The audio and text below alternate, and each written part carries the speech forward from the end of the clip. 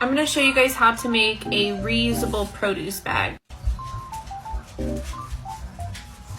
So to make this pattern, you're going to need some voile, I believe that's how it's said, 34 inches long and 13 inches across, and then we're going to press that in half so that it is 17 inches by 13 inches.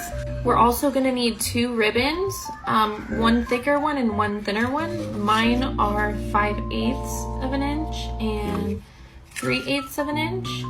Okay, so now with our fabric pressed in half, we are going to sew along the sides, creating a curve at the bottom, and then coming up the side and curving up. I don't measure, so we're gonna leave about 1/4 of an inch off of the top and start sewing there.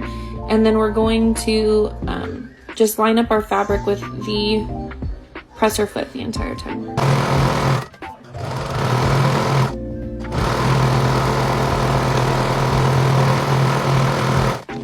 I'm just going to cut off these little corners on both sides. So now we're going to do what's called a French seam by turning our bags out.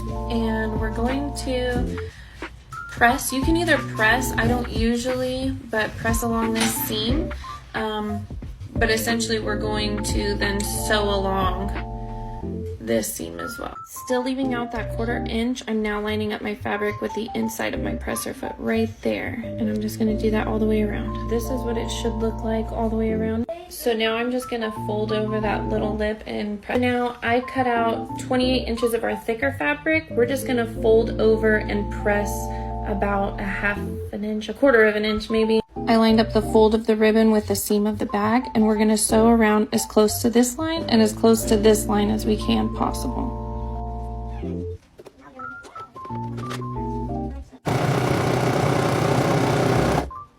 Before you get to the end, you wanna fold it in and sew over.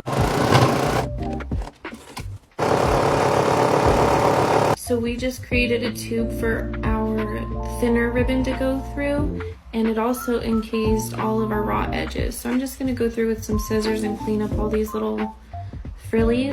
So I put a safety pin on the tip of my ribbon, and now I'm just gonna feed it through that tube we just created.